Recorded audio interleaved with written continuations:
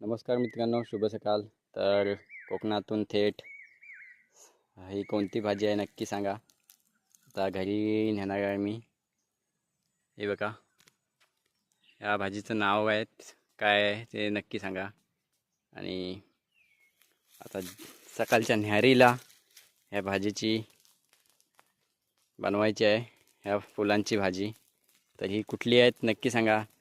बघा, सेम चाफ्याची फुलं वाटत आहेत. तर नक्की मला कमेंट करून सांगा की ही कोणती भाजी आहे.